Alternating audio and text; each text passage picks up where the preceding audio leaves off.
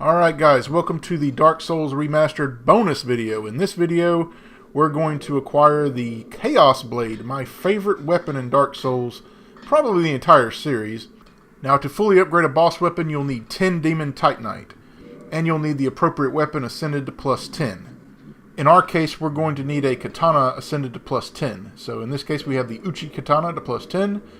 Now, bear in mind that a boss weapon is not cheap to upgrade. It costs 5,000 souls every time you upgrade it. So, we're going to go to plus 5, and we need that 10 Demon Titanite.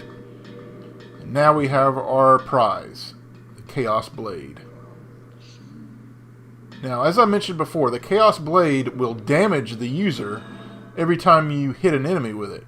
Now, you're probably asking, well, why do you like the weapon so much? Well, there is a way to negate this by using a certain ring, or you can use spells. But we're going to have some fun with it real quick, and I'll demonstrate. It also scales with humanity as well, so the more humanity you have, the more damage it does. Now it caps out at 10 humanity, just like anything else. Has a nice thrust attack right here, as you can see. Now you can see that little bit of health that I lost by using it. See that very little bit of health I lost. Now that may not seem like a lot, but the more you use it, you'll be damaging yourself left and right, and you'll be like, well, damn, this thing's killing me. So, how are we going to negate this problem? Well, we're in the depths right now, and we're going to kill some rats. I showed you guys the farming path for rats, which are the best source early game for farming humanity. But we're going to go this way. I'm going to show you where I usually go to farm the rats. And we're going to go get a ring that's going to help us with the Chaos Blade. Health damage. But man, this thing is beautiful. It cuts very clean. It's got good bleed damage. And like I said, you can get even more damage with it. It does more damage than any katana in the game, so it's the best option if you have a katana. You just have to find a way to minimize the damage that the blade does to you. Now we can do that with a ring. We can do it with spells. We can also, if you do a backstab or a riposte, it doesn't even damage you. So you can still use the blade and have confidence that it's not going to hurt you as long as you do the right things. So we're going to go for a ring right now called the Ring of the Evil Eye. Now what this ring does is every time you kill an enemy, it will give you health back. So as you can see, we're going to be killing enemies. As long as we one-shot the enemy with the Chaos Blade, we'll get our health back. So it's like it doesn't even matter. So you can still enjoy this weapon and not have to worry about losing health. Of course, it does take up a ring slot.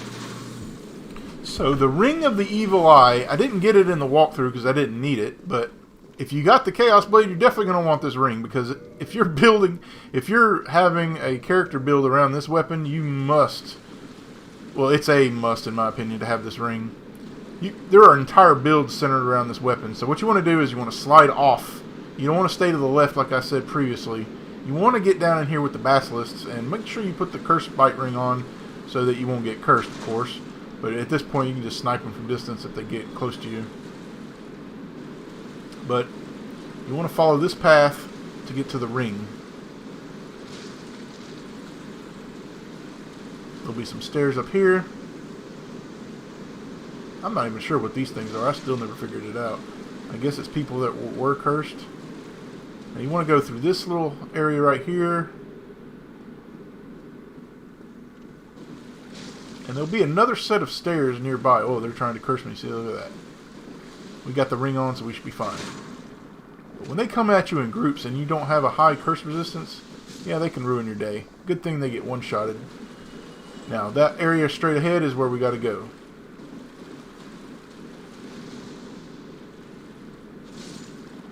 So let's kill him. This is not the area to go. We're just coming down here, pick up this item. There'll be a lot more down there. So yeah, you want to go this direction, and you want to go up top and go through this door, open way, and then you're going to fall through this hole. Just fall down, and the ring is on the left. The Ring of the Evil Eye. If you're going to use the Chaos Blade, this is definitely something you want. And we're going to go ahead and put it on and demonstrate.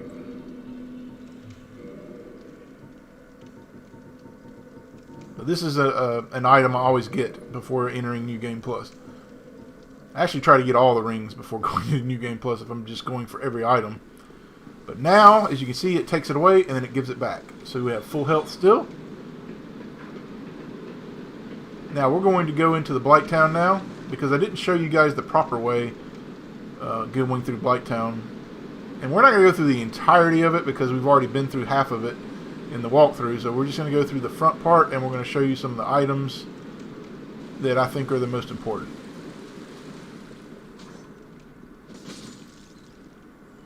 Yep, no health lost.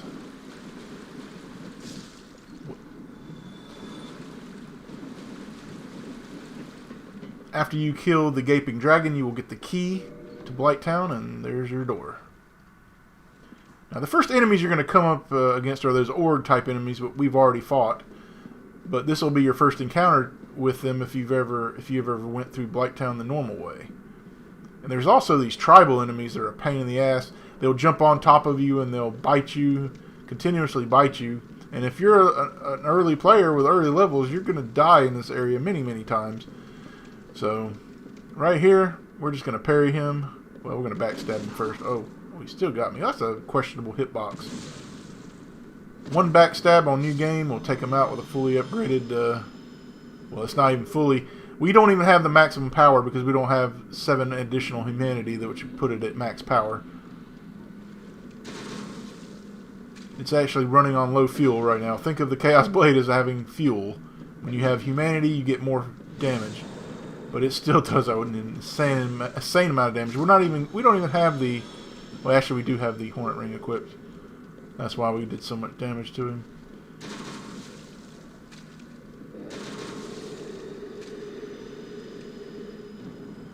Your first blow dart guy is off to the right here as well. You'll see him start to snipe at you from a distance. Now here are your tribal enemies coming at you too. Or they have no chance against the Chaos Blade. Of course, you wouldn't have this weapon early on. We're just mowing through these enemies with nothing.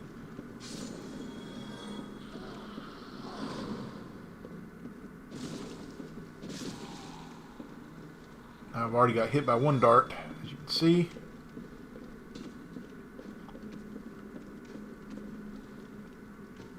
We can snipe him from cover. There's only one in this area, so there's no more right now. Now, the next item we're going to get is a katana.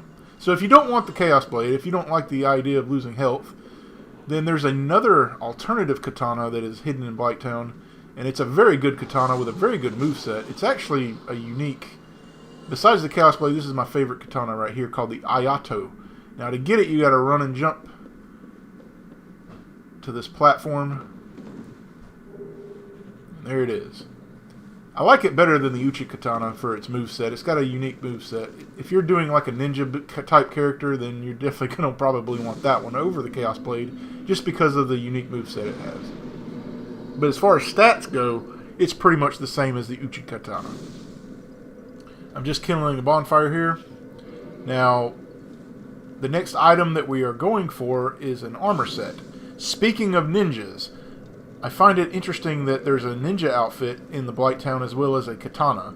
So, I guess if you're a ninja wannabe, you definitely want to come to Blighttown and get these items.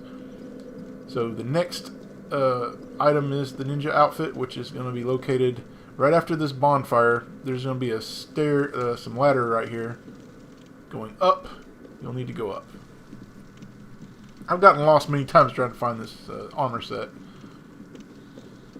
But you'll want to roll off right here. And there's some stairs going into it right here. Or not stairs, ladder. The shadow set. Very cool armor set. I really like it. I've actually used part of it for my Captain America build that I did. Of course, I didn't wear the ninja mask. I had to wear the mask of Velka to resemble anything like Captain America. Now, as you can see, you're getting sniped at from above by another blow dart guy. We're going to deal with him shortly. But first, we're going to go get the next item, which is a shield. The Eagle Shield. Now, the thing about this shield is you can't parry with it, but it has very good stability, especially for early on. Like if you're going to fight Ornstein and Smo and you don't have a great shield, This is the lightest of the great shields, and it does protect against Ornstein and Smough for new players. And actually, when I first played against Ornstein and Smough, I was struggling, and I used this shield along with the Silver Knight Spear, and it was a cakewalk. So you might want to pick this shield up if you're struggling with Ornstein and Smough. It works very well against that boss. And like I said, it's an early great shield. It's not very heavy. It's a good alternative.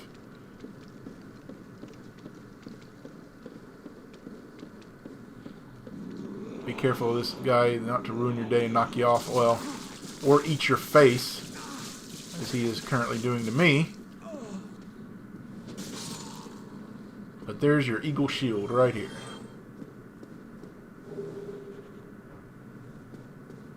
Now, the next thing we're going to get is probably one of the most important spells in Dark Souls. Well, in this game. I don't think it's in Dark Souls 2 or 3. I'm not 100% sure. I'm currently going through Dark Souls 2, but I'm not using any spells. I'm using an Indiana Jones build, so I'm not really sure. But it's called Power Within. What this spell does is it gives you damage increase. It's very good for killing bosses. If you're using it against a boss, you want some extra buffs. However, it damages you quite quickly. It's almost like having a less degree of a toxin effect on you. But man, when you're buffed like this, you combine this with some other buffs, and man, there's that glow dart guy right there, then you can really do some stupid amount of damage to a boss. Speedrunners use this a lot because they want to kill the boss as fast as possible, and they'll do some ballsy shit like combine it with the red tearstone ring, which is pretty insane. But yeah, the Power Within, it's a pyromancy, so you don't need any stat investment, which is good. You'll just need the pyro glove, which we're going to get later. I'll show you how to get that. This little spider thing, I don't even know what the hell this thing is, but it's guarding it. Power Within. One of the best spells in Dark Souls. Well, like I said, this is pyromancy, not really a spell. So now, we're pretty much done with Blighttown. So what we're going to do now is we're going to go back to the depths and meet Laurentius. Now, we didn't save him in the walkthrough. We had no interest in pyromancy, so we didn't talk to him. But he's in the depths, early on in the depths, and if you save him, he will give you a pyromancy glove later, and he will sell you many pyromancies. A very cool character because he's actually one of the most lenient characters. You can actually damage him, and he won't go hostile right away. But if you have a chaos pyromancy and you talk to him, he'll ask you where you found it, and if you answer yes to that, then he's going to go hollow in Blighttown. So I never answer yes to him. I just let him sit there. I guess it's better than becoming hollow. But right here, you'll need to roll into him. Now, we're going to damage him because we have the Thorn Gauntlets equipped. But as you can see, it does minimal damage, so he's not going to go hostile. Just exhaust his dialogue, and he will relocate to Firelink Shrine, where you can get some pyromancies from him. And more importantly, the pyromancy glove, which will allow you to do any pyromancies. We didn't cover any pyromancy because we didn't use it in our build, but pyromancy in this game is very overpowered. At least in new game it is.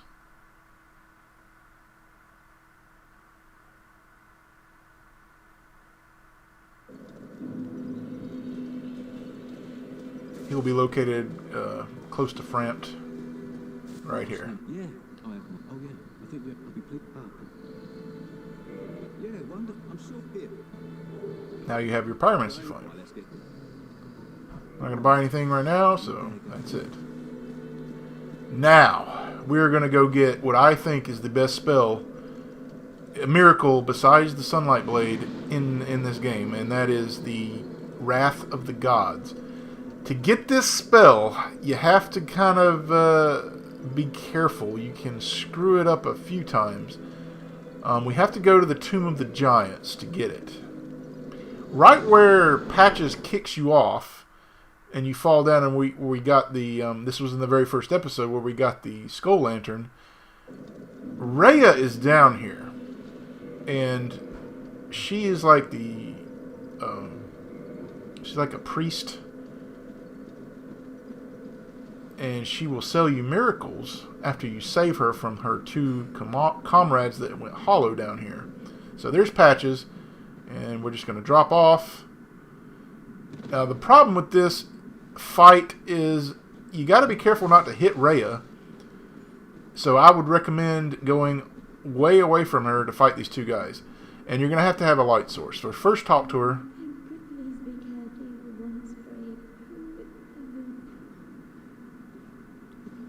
We're going to go down this area just a little bit, and they'll come at us with piss and vinegar. We got to go a little bit further, I guess. Here they come. They have a decent range on their weapons, and one of them will self-heal. The one with the mace will self-heal. Well, no, that guy did, actually.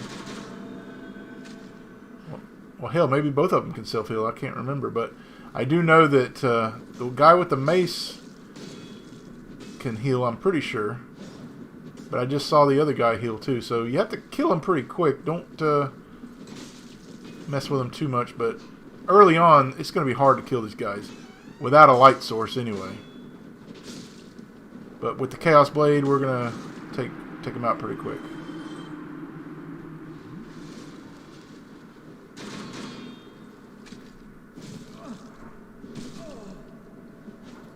After they have been dispatched, you must talk to Rhea once again, and she will relocate to the church in the Undead Burg.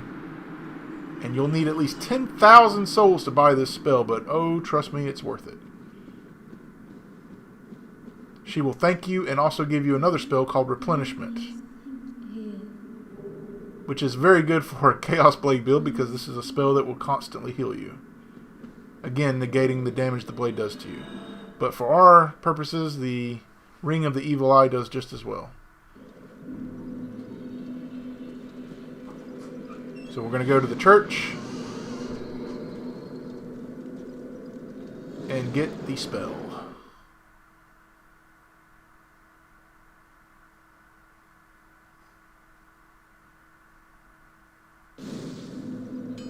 I highly recommend getting this spell any playthrough you do because it is such a useful spell.